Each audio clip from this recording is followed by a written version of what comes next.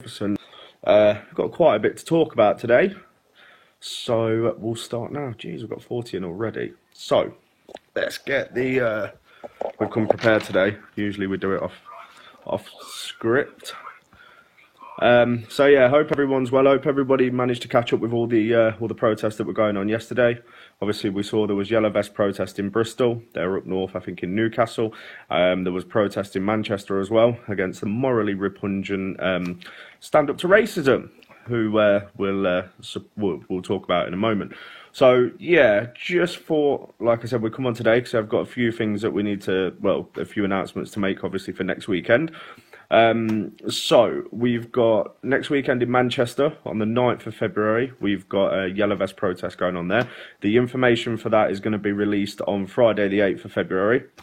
There's also a Yellow Vest protest going on in Bath, and there's also one going on in London as well, next Saturday. So hopefully it should be another good weekend. I saw the numbers in London yesterday were brilliant. Even saw what happened in the police station. Tracy, you're here. Miss you lot, but I am enjoying my time up north. So what I want to start with first is what happened last night. Now, I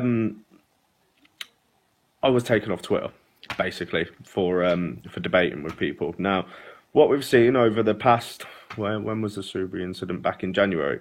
So ever since January, we've seen an attempt by the establishment, by the social media companies, to try and silence me, to try and take away my platforms. So we've seen coordinated attacks on Facebook, which was immediately removed.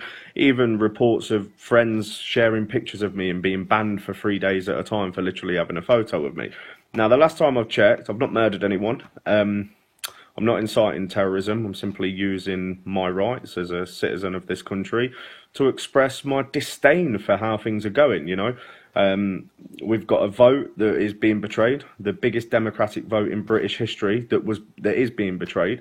We've got people walking around the parliamentary estate labelling us as Nazis and far-right extremists for what? For a bit of chanting, for a bit of a dose of the truth.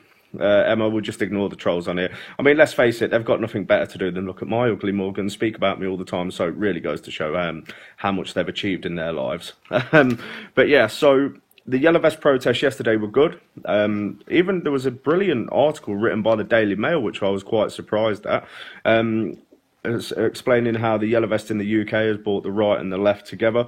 And they also mentioned Josh, Harry and George as well, which is brilliant. Because like I said, we need to make sure that that cause is at the forefront of what we're fighting for. So, moving on quickly, we're going to go back onto that. Now, there's a guy on Twitter called Mike Stutchbury. Now, this guy is a far-left Antifa extremist. This is a man that coordinated attacks on Generation Identity last year, directed Antifa towards him. Now, he hasn't lost his Twitter platform. This is a man that goes around slandering people, that goes around targeting patriots that are simply speaking the truth, and then he gets all hysterical when he receives a bit himself.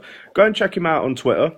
His face is a bit like that. Absolute moron of the highest caliber. Claims to be a historian. Basically, long story short, he came into the public eye because he banned banter in his classroom. Awful, soy-infested leftist, absolutely vile. And this man's given a platform on Twitter to preach his hatred. I think he even released something apologising for a tweet that he made saying kill all whiteys. But that's okay, isn't it? Because, you know, you can say anything you want about people like us. You can say anything you want about patriotic people. But the moment you dare to criticise a leftist or go against the establishment, you'll find your platform removed. Now, I've, this week, I'm not going to lie, it's been troll central. Now, we've had a woman, I'm going to name her because she's an absolute moron, Maria Hourigan? Now, this is a woman that released details of where a child went to school. This is a woman that thinks it's okay to target people. So when we put her picture out, and we didn't put where she lived, we just put her picture out and we explained what she did, there was an outcry from leftists all over. And what they do is they try to deny it. This is what happens when you go against the grain. This is what happens when you go against the leftists.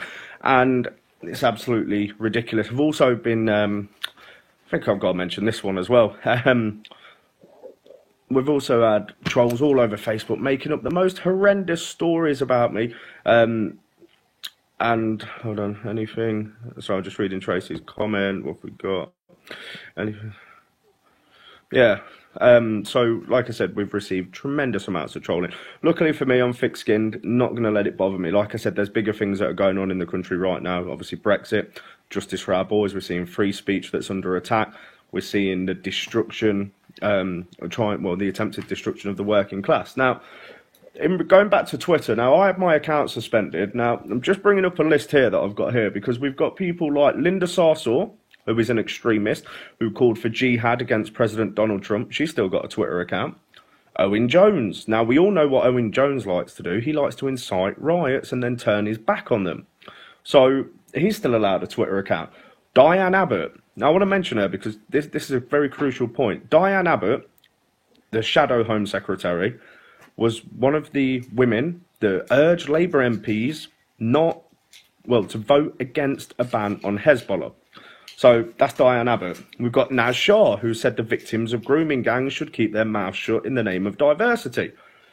Jeremy Corbyn, the leader of the opposition, a man that classes Hamas, Hezbollah, and the IRA as his friends. The man that went and stood in solidarity with the IRA at one of their trials after they attempted to murder Margaret Thatcher back in 1984. He's still allowed a platform. Then we move on to the lying, morally repugnant stand-up to racism. Thank you, Gabriel, mate. I have to read that, James. I truly wish I could give more thank you for all you've done. That means the world to me, mate. Thank you. Now, stand-up to racism, we've got to mention this because they got caught out again on their lies yesterday. Now, stand-up to racism put a video out, a post out, a picture of a patriot, one of my mates, Kim, in which they claimed she was Ashley. Now, they've gone around saying that Labour councillors were called paedophiles and they were called benefit scroungers. This is nothing compared to what stand-up to racism do to us. Now, the week before, they'd already put out a lie stating that their stand-up to racism store was attacked in Manchester. I'm going to upload the footage to YouTube because obviously Twitter's taken down the account, and we're going to get it up on Facebook, where we've got a Greater Manchester Police Constable stating that that no store was ever attacked. Now, what stand up to racism were doing yesterday, they called me a Nazi, they called Tommy Robinson a Nazi, they were slagging off the DFLA, the FLA. Basically, they're allowed to preach whatever they want and say whatever they want about us without repercussions. This is a group that is basically a cover for the Socialist Workers' Party. Now, Stand Up to Racism have invited people to speak on their platforms, such as people that have close links to Jihadi John.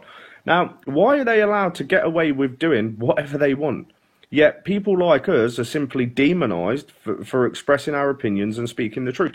We really are coming to a stage in our society where something has to give. Also, that are allowed on Twitter, that shouldn't be allowed on Twitter, we've got people like Hope Not Hate. Now, Hope Not Hate have a habit of trying to destroy people's lives. They try to take away people's platforms because they are scared. They're petrified of the message that we're bringing out to people. And this is the problem. If you look at people like the organisation Hope Not Hate, and you look at the CEO of Hope Not Hate, which is Nick Lowles, probably never even been on a council estate in his life, probably never actually had any real life experiences. These are the people that are advising schools. These are the people that are claiming to have the moral high ground. And these are the people that, like I said, they destroy people's lives.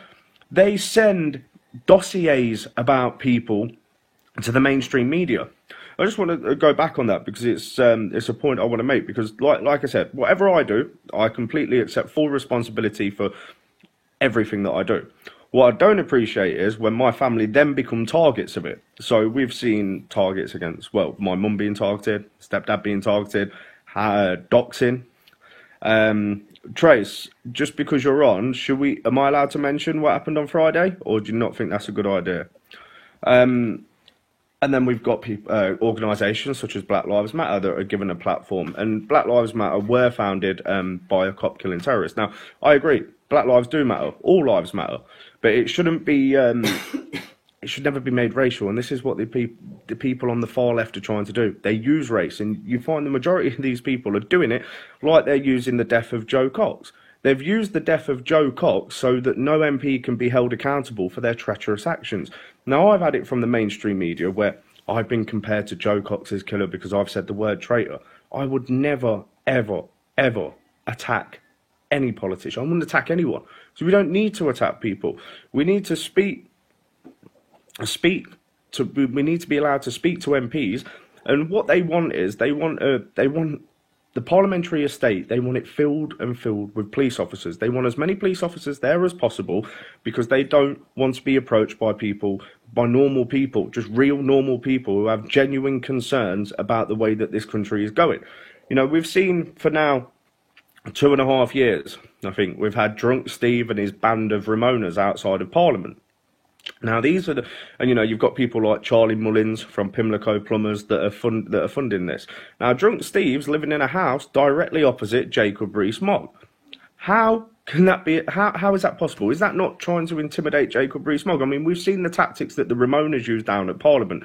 They come up to you, they start hitting you all over your body with their flags. They start pushing you.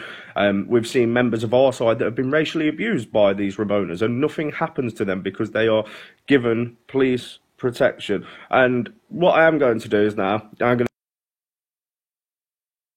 to mention what the Metropolitan Police did on Friday. Now, I got a phone call from my solicitor stating that he'd received a very bizarre phone call. Received a phone call from my solicitor stating that the Metropolitan Police had been on the phone and apparently, wait for it, you're not going to believe this, my paperwork flew over the wall and was handed in by a member of the public. Now, this had my picture on, my name, and where I lived. So, how did it fly over a wall and then was handed in by the general public? Is this scare tactics from the police? Is this them trying to dox me? Is this them trying to use their power to try and intimidate people? Because if they are watching, which we know they probably are, we're not scared of you. None of us are. And we're going to carry on doing what we're doing. No matter what bully boy intimidation tactics you use, it's not going to work. It's not going to be effective. You know, you've seen the yellow vest movement grow all over the country. You've seen it go up to Newcastle. You've seen it go across to Bristol. You've seen it go to Newport.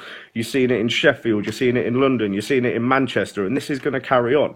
Now, the majority of the police constables that I've met are against us. And they hide behind the fact that, you know, we've got our pensions and we've got the higher up people. It's not about that. It's about right and wrong. If they can't see what they're doing is wrong, then they don't have a moral compass. And this is a problem that needs addressing. So this is what you saw yesterday in London when they were attempting to bully people. They were pushing people. Why? The yellow vests were peaceful and they've remained peaceful. It's when the Metropolitan Police start they want to start trouble so they can give the mainstream media a story. So it's just getting a bit ridiculous. Now, like I said, we've seen a purge against people online on social media. Big up Omar. Is that right, boy? Oh, actually, let's talk about that because this is another thing. So I had a letter in the post, and it stated that Rat Boy, and he is a rat if you look at him, was not going to face any further action for making threats against me. So this is a man that threatened to perform sexual acts on my mum. This is a man that said he was going to take my head clean off my shoulders, and guess what? No further action. So you can say that, but you can't call Anna Soubry a Nazi. You can't even state the truth. Completely one-sided system, and I won't mind, but it wasn't even me that pressed charges. It was the CPS. So that's that. So now we've also got, where's those? You got those screenshots? I think I've got them. 1 second, because you can remove me off Twitter, but you can't say. Hold on, here we go. Because you can say some awful things on Twitter if you sit on the left. Make Britain. I see we've got a few of the speakers corner lot in here. Do actually miss coming down there, but it's not really my scene anymore. It's gone a bit downhill. But I have to admit, the video that Jedi did where he confronted Rat Boy was gold. He looked like he was going to cry his eyes out. Why do you continue to support the Tory party in any political party at the minute?